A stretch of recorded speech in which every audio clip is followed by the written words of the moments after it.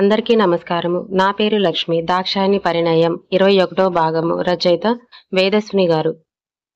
ఉదయం దక్ష లేచేసరికి శక్తి సిద్ధుని లేపి స్కూల్కి కూడా పంపించేస్తాడు. దక్ష నిద్ర లేవగానే రూమ్ అంతా వెతుకుతూ ఉంది. శక్తి సిద్ధు కోసము ఇద్దరు కనిపించటం లేదు. టైం చూస్తే ఉదయం 10 అవుతుంది. నేనేంటి ఇంతసేపు పడుకున్నాను అని సిద్ధు సిద్ధు అని పిలుస్తూ ఉంది దక్ష. అప్పుడే శక్తి కమిషనర్ గారితో ఫోన్లో మాట్లాడుతూ ఉంటారు. శక్తి దక్ష పిలుపుకి ఫోన్ కట్ చేసి దక్ష దగ్గరికి వచ్చి, ఏమైంది దక్ష, ఏమైనా కావాలా, ఇప్పుడు ఎలా ఉంది అని అడుగుతాడు. అప్పుడు దక్ష, ఏం వద్దు శక్తి సార్, నేను బాగానే ఉన్నాను, సిద్ధు ఎక్కడా కనిపించటం లేదు అని అడుగుతుంది. శక్తి నవ్వుతూ, సిద్ధు ఆల్రెడీ స్కూల్కి వెళ్ళిపోయాడు అని అంటాడు. దక్ష, మీరెందుకు శ్రమ శక్తి సార్, నన్ను లేపొచ్చు కదా అని అంటే శక్తి సీరియస్గా దక్ష వైపుకి ఒక లుక్ ఇస్తాడు. దక్ష సారీ సార్ అని బెడ్ పై నుండి వాష్రూమ్లోకి వెళ్ళబోతుంది. శక్తి మాత్రం చాలా సీరియస్గా, ఆగు దక్ష, నేనున్నాను కదా, నీకు ఫ్రెష్ అవ్వడానికి హెల్ప్ చేస్తాను అంటాడు. దక్ష కూడా కొంచెం సీరియస్గానే, సార్ నా చెయ్యి విరిగింది, నా తలకి దెబ్బ తగిలింది, నా కాళ్ళు బాగానే ఉన్నాయి, నేను నడవగలను అని అంటుంది. శక్తి, నీ తెలివి బాగుంది గాని బ్యాండేజ్ తడవకూడదు కదా, నీకు స్నానానికి నేను హెల్ప్ చేస్తాను అంటాడు. దక్ష షాక్ అయ్యి, ఏంటి సార్, మీరు నాకు స్నానం చేస్తారా అంటుంది. శక్తి ఏం అర్థం కానట్టుగా దక్ష వైపుకి చూస్తూ, ఎందుకు అంత షాక్ అవుతున్నావు దక్ష, నేను స్నానం చేయిస్తే ఏమవుతుంది, నా దగ్గర ఎందుకు అలా ఇబ్బంది పడతావు, పద వాష్రూమ్లోకి అంటాడు. దక్ష షాక్తోనే, మీరేం మాట్లాడుతున్నారో మీకైనా అర్థమవుతుందా శక్తి సార్, నేను ఒక అమ్మాయిని, మీ ముందు నేను ఎలా స్నానం చేస్తాను, అయినా మీకు సిగ్గు లాంటివి లేవు కావచ్చు, కానీ నాకు సిగ్గు చాలా ఉంది, నీ హెల్ప్ నాకేం అవసరం లేదని ఫాస్ట్గా వాష్రూమ్లోకి వెళ్తుంది. శక్తి ఎక్కడ తను అన్న పని చేస్తాడేమోనని దక్ష కంగారు పడి అక్కడ నుండి జారుకుంటుంది. దక్ష వాష్రూమ్లోకి నుండి, శక్తి సార్, మీరు బెడ్రూమ్లో నుండి బయటికి వెళ్ళండి, నేను వచ్చి డ్రెస్అప్ అవుతాను అని అంటుంది, గట్టిగా చెప్తుంది.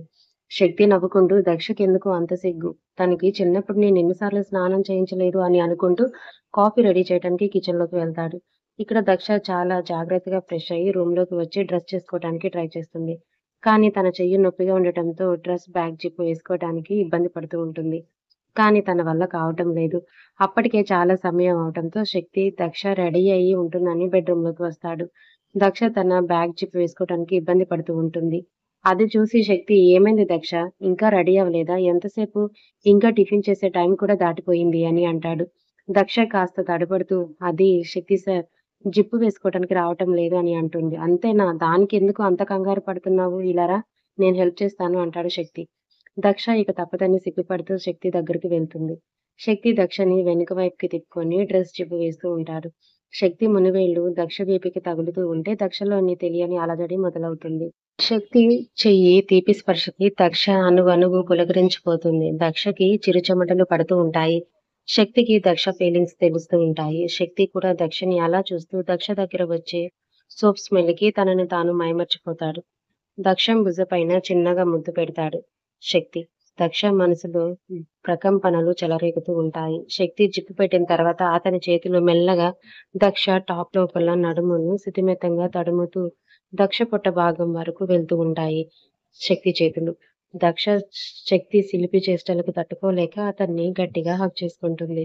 శక్తి దక్ష ముఖాన్ని తన అరచేతుల్లోకి తీసుకుని దక్ష కలువ లాంటి కన్నులపైన చిరుముద్దులు పెడుతూ దక్ష వైపుకి చూస్తాడు. దక్ష తన్మయత్వంతో కళ్ళు మూసుకుంటుంది. శక్తి చూపు దక్ష పెదాలపై పడుతుంది. వెంటనే శక్తి తన పెదవులతో దక్ష పెదవులను బంధించేస్తాడు. ఇద్దరి మధ్య తొలి ముద్దు ఆరంభం అవుతుంది. దక్ష శక్తి ఇస్తున్న తీపి ముద్దుని ఆస్వాదిస్తూ ఉంటుంది. శక్తి కూడా చాలా గాఢంగా దక్షని ముద్దు పెట్టుకుంటూ ఉంటాడు. దక్ష శక్తికి సహకరిస్తూ ఉంటుంది. కొద్దిసేపటి తర్వాత దక్షకి ఊపిరి భారం అవటంతో శక్తి నుండి దూరంగా జరగడానికి ప్రయత్నిస్తుంది. కానీ మన శక్తి వదిలితే కదా. దక్ష ఊపిరి తీసుకోవడానికి కష్టం అవడంతో శక్తిని కొద్దిగా గట్టిగానే నెట్టేస్తుంది. తర్వాత దక్ష శక్తి ఏమంటాడో ఏమో అని భయంతో, సారీ శక్తి సార్, నాకు ఇబ్బందిగా అనిపించింది అని అంటుంది. శక్తి మాత్రం చిన్నగా స్మైల్ ఇస్తూ, కిస్ అంటే ఇలా పెట్టుకోవాలి, నువ్వు పెట్టావే అంటీ అంటున్నట్లుగా దానిని కిస్ అన్నారు, అయినా ఒక ముద్దుకే ఇలా అయిపోతే ఎలా, ఇంకా చాలా ఉంది ముందు ముందు చేయటానికి, బీ ప్రిపేర్ అని కిల్లింగ్ లుక్స్తో అంటాడు శక్తి.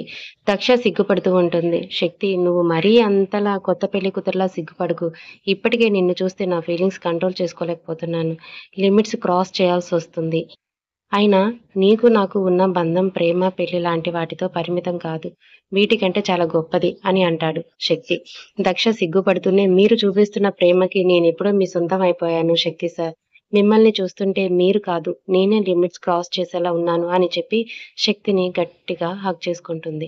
శక్తి కూడా దక్షని హగ్ చేసుకొని ఇద్దరూ అలాగే ఉండిపోతారు. ఈ లోకంతో సంబంధం లేనట్లుగా. అప్పుడే కాలింగ్ బెల్ మోగుతుంది. దాంతో ఇద్దరు ఈ లోకంలోకి వచ్చి శక్తి డోర్ ఓపెన్ చేస్తాడు. అక్కడ సూర్య, వంశీ ఇద్దరు కనిపిస్తారు శక్తికి. సూర్య, వంశీ ఇద్దరు శక్తికి విష్ చేస్తారు. శక్తి వాళ్ళని చూస్తూ మీరేంటి ఇక్కడ అని అంటాడు. సూర్య శక్తితో దక్షకి ఇప్పుడెలా ఉంది?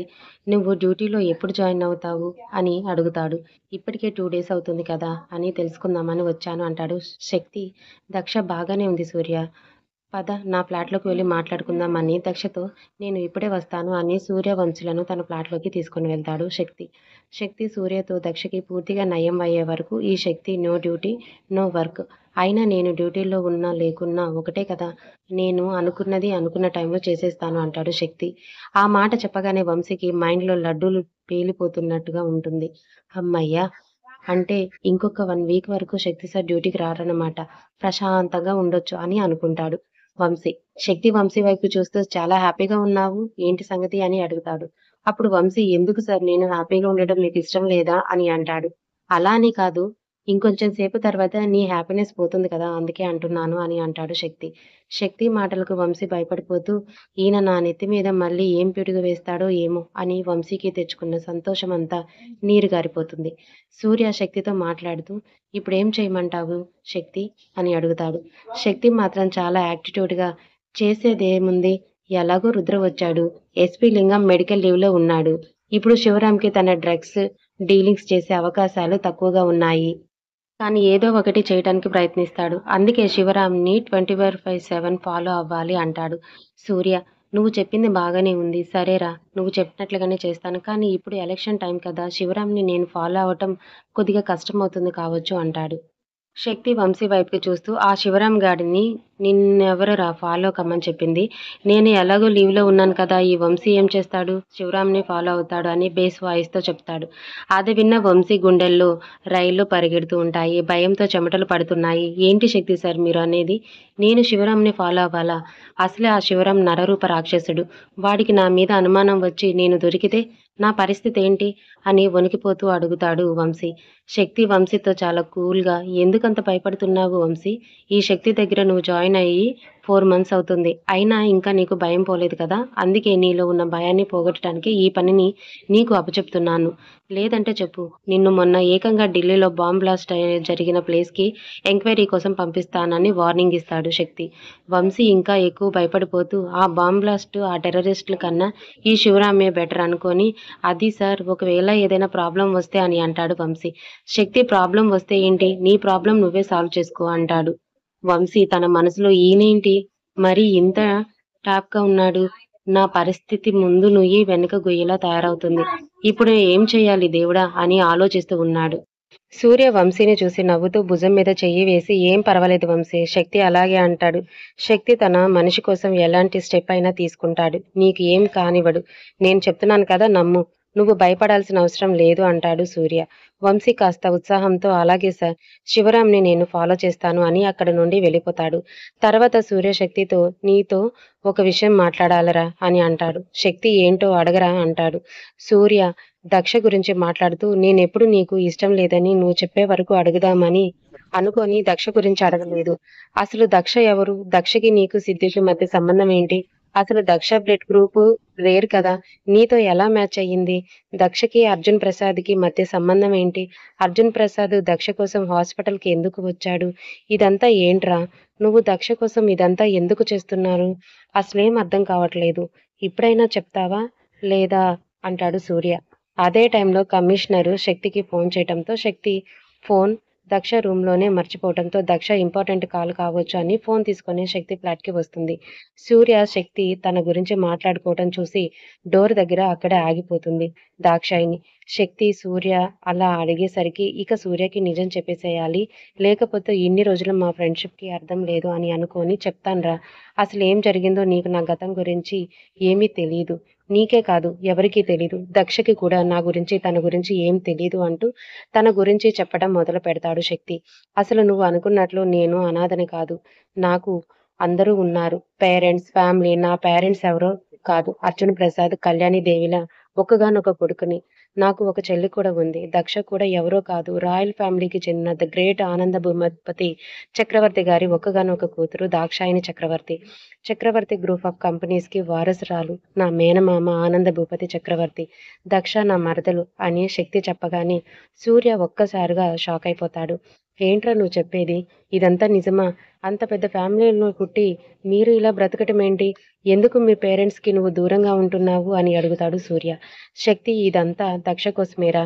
అసలు మా చిన్నప్పుడు ఏం జరిగిందంటే అంటూ శక్తి ఆనంద భూపతి చక్రవర్తి గారి గురించి, తమ తల్లిదండ్రుల కళ్యాణి దేవి, అర్జున్ ప్రసాద్ గురించి, వాళ్ళ పెళ్లి ఏ పరిస్థితిలో జరిగింది అనే దాని గురించి, ఆనంద భూపతి చక్రవర్తి స్నేహితుల శివరాం, రవీంద్ర గురించి, అలాగే శివరాం, అర్జున్ ప్రసాద్ కలిసి ఆనంద భూపతి చక్రవర్తిని మోసం చేయటం గురించి, ఆ తర్వాత చక్రవర్తి గారి ఫ్యామిలీని చంపాలని చూడటం గురించి, దాంట్లో భాగంగానే యాక్సిడెంట్‌లో వాళ్ళు చనిపోవడం గురించి, దక్ష, శక్తి యాక్సిడెంట్ నుండి బయటపడడం గురించి, రవీంద్ర, దక్ష, శక్తులను కాపాడి తన దగ్గరకు తీసుకువెళ్ళటం గురించి, ఆ తర్వాత దక్ష కోసం దక్షని ఏమి కాకూడదని శక్తి తన ఫ్యామిలీకి దూరంగా ఉండటం గురించి, అలాగే రవీంద్ర ఫ్యామిలీకి తమకు చేసిన సహాయం గురించి, రవీంద్ర కూతురు దివ్య చైతన్యని పెళ్లి చేసుకోవటం గురించి, చైతన్య శివరాం కొడుకు విక్రమ్ నుండి దక్షని కాపాడటం గురించి సూర్యకి అన్ని విషయాలు చెప్తాడు.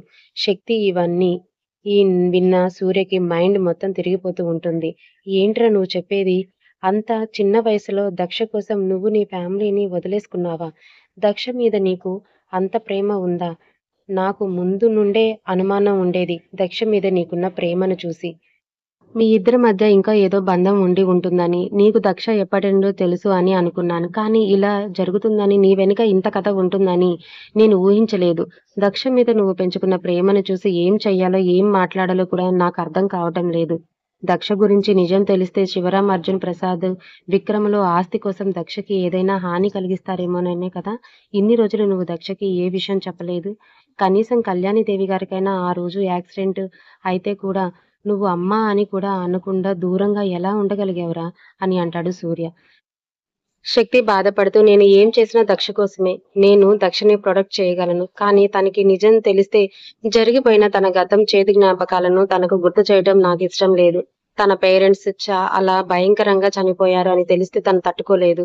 తను బాధపడితే నేను తట్టుకోలేను అని, బాధపడితే నేను తట్టుకోలేను అని అంటాడు శక్తి. ఇదంతా విన్న దక్షకి శక్తి తన మీద పెంచుకున్న ప్రేమకి మాటలు రావటం లేదు. అయితే శక్తి సారు నాకు బావ అవుతాడా? అందుకేనా నాకు శక్తి సార్ అంతలా దగ్గరవాడిలాగా అనిపించాడు.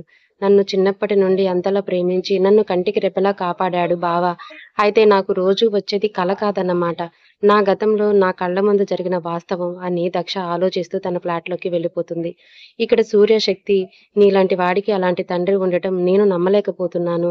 అర్జున్ ప్రసాద్ అంతటి నీచుడా? తన చెల్లెల్ని ఇచ్చి పెళ్లి చేసిన చక్రవర్తి గారిని అంతలా మోసం చేసి చంపేశాడా? అని ఆశ్చర్యపోతూ అడుగుతాడు. అప్పుడు శక్తి, ఏమోరా! ఇన్ని రోజులు నేను కూడా నా తండ్రి చెడ్డవాడు, హంతకుడు, దుర్మార్గుడు అని అనుకున్నాను. కానీ నేను ఈ సిటీకి వచ్చినప్పటి నుండి ఆయన ప్రవర్తన చూస్తే నాకు కొంత వింతగానే అనిపిస్తుంది.